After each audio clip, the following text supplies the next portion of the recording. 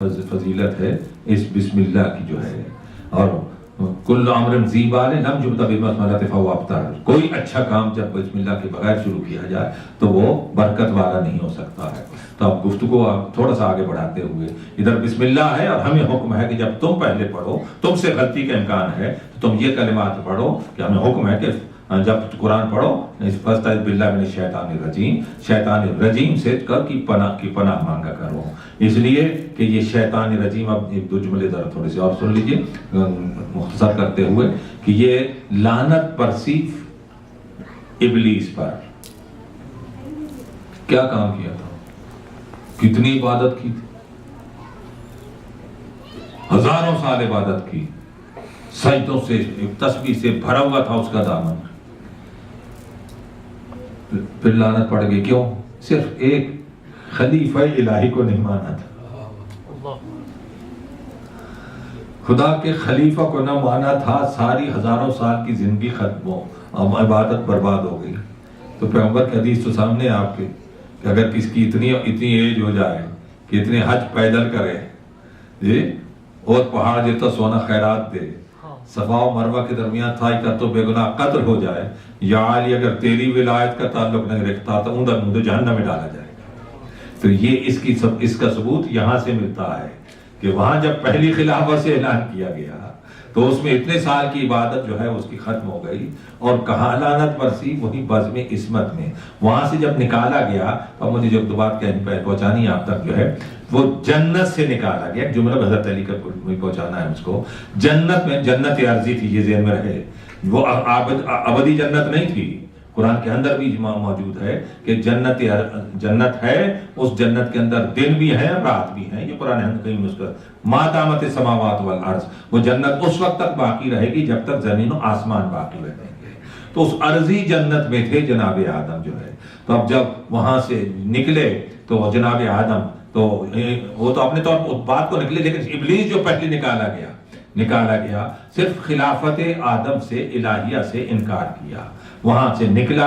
اور امیر المومنین کا قول یہاں یہ ہے کہ آپ نے فرمایا کہ عجیب بات ہے کہ جس منصب کے انکار پر ابلیس جنت سے نکالا گیا, اسی منصب کے انکار پر یہ جنت کی امید لگائے بیٹھے ہیں. اپنے والا نے کہا کہ جس کے انکار پر وہ نکالا گیا جنت سے, اور یہ خلافت الہیہ سے منکر ہو کر یہ جنت کی امید لگائے بیٹھے ہیں. تو اب اس کے بعد وہ کہ جہاں وہ ابلیس جہاں سے نکلا, تو نکلتے ہوئے اس نے, میں نے عرض کیا تھا پہلے, اس نے کہا کہ لَأُغْوِيَنَّهُمْ أَجْمَعِينَ, میں سب کو گمراہ کروں گا. جبرائیل نے کہا, ابلیس نے کہا سب کو گمراہ کروں گا سوائے خالص بندوں کے. دو تین باتیں ذرا واضح کر دوں. خالص بندوں کے سب کو گمراہ کروں گا. انبیاء سے بڑھ کر خالص کون ہو سکتا ہے؟ خالص, قرآن میں تذکرہ انبیاء خالص بندے, تو معلوم ہے شیطان کا انبیاء سے تعلق نہیں ہو سکتا ہے. جس سے تعلق نہ ہو اسی کو معصوم کہتے ہیں. تو اب میں خالص بندوں کے میجورٹی کو گمراہ کروں گا. اللہ نے رد نہیں کیا, اللہ نے کہا میں بھی میجورٹی کو جہنم میں ڈال دوں گا, اکثریت کو جہنم میں ڈال دوں گا. مسلمان کہتا ہے کہ 73 ہوں, تو جب وہاں بات ہوئی ابلیس نے کہا کہ میں سب کو گمراہ کروں گا سوائے خالص بندوں کے, اور باقی سب میں گمراہ کو. خدا نے کہا ان سب کو جہنم میں تیرے ساتھ دھکیل دوں گا. ادھر پیغمبر نے کہا میری امت 73 فرقوں میں بٹ جائے گی, ایک کے علاوہ 72 جہنم میں جائیں گے. میجورٹی یہاں پیغمبر نے بھی کہا, ادھر قرآن نے بھی یہ اعلان کیا, دونوں جگہ.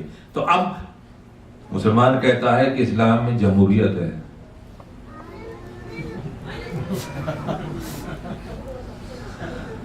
تو یہ جمہوریت کہاں گئی؟ 72 میں جمہوریت ہے نا جی. تو اب بہرحال یہ کہ میں عرض کر رہا تھا, وہاں سے جب یہ نکلتے ہوئے, تو اب اس نے ایک جملہ کہا, میں گفتگو ختم کرتا ہوں. اس نے جملہ کہا تھا پالنے والے نے سب کچھ لینے کے بعد, بہت سی باتیں اس میں واضح, میں نے اس کو کوئی تفصیل سے کافی لکھا ہے, کہ اس نے کہا رب بما اغویتنی, پالنے والے تو نے مجھے کیوں گمراہ کیا, خیری و شری, تو نے مجھے کیوں گمراہ کیا. ارے انکار خود کر رہا ہے اپنی گمراہی خدا کی طرف. تو معلوم ہوا کہ یہ ہر وہی کراتا ہے، گناہ بھی وہی کراتا ہے، سب کچھ وہی کراتا ہے. یہ تھاٹ وہاں سے چلا ہے کہ جب اس نے کہا کہ کیوں تو نے مجھے گمراہ کیا. تو اب یہ قرآن میں دیکھتے جائیں، ذرا سنجیدگی سے دیکھتے جائیں تو کوئی وجہ نہیں ہے کہ بہت سے مسائل اور باتیں یہاں حل نہ ہو جائیں. اور اس کے بعد پھر یہ ہے کہ وہ آ کر آج کام لگا ہوا ہے، آزادی اس کو ملی ہوئی ہے. اور جیسے میں نے رجیم کہا، رجیم کا بھی اس کا وقت آئے گا. اور آج میں لکھ رہا تھا تو جملہ میں نے دوپہر کو یہاں 1 گھنٹہ بھی بیٹھ گیا، کئی حضرات بیٹھے تھے، اچھی میرے مخلص بھی بیٹھے تھے، تو اس میں 2 باتیں آج ہی ذہن میں آیا تو میں نے چھوڑا سا آغاز کر دیا. بیان انشاءاللہ بن جائے گی. اس میں میں نے ذکر کر دیا تو میں نے کہا آپ تک پہنچا دوں، تاکہ امام کا بھی جو ہے تھوڑا سا اس کا بھی ذرا ان کے ذکر ہو جائے کہ انقلاب جتنے زمین پر انقلاب آئے، انقلاب وہ سب جو ہے وہ معاشی انقلاب تھے، پیٹ کے انقلاب تھے، جسم کے لیے انقلاب تھے. اور جتنے انقلاب آئے وہ انڈیویجول تھے، ایک کنٹری کے تھے، ایک ملک کے انقلاب تھے. یا فرانس کا انقلاب کہتے ہیں، فلاں انقلاب، رشین انقلاب، یہ سب معاشی جو تھے انقلاب تھے، یعنی جسم کے انقلاب تھے. تو اصل جسم نہیں، اصل تو روح ہے، اصل تو روح ہے. تو جسمانی انقلاب جو انڈیویجول آئے اور بدلتے رہے. تو اب یہ عقل و فطرت کا تقاضا یہ ہے کہ جہاں ظلم بڑھا، روٹی خوراک ظلم بڑھا، وہاں اس قوم نے اپنے ملک کے اندر انقلاب برپا کیا. تو انقلاب کب آتا ہے؟ جب ظلم بڑھتا ہے، جب انسان تڑپنے لگ جاتے ہیں ظلم سے، تو انقلاب آتا ہے. تو اب فطرت ہے، انسان کی فطرت بھی اور کائنات کی فطرت بھی ہے کہ جہاں ظلم بڑھ جائے وہاں انقلاب آتا ہے.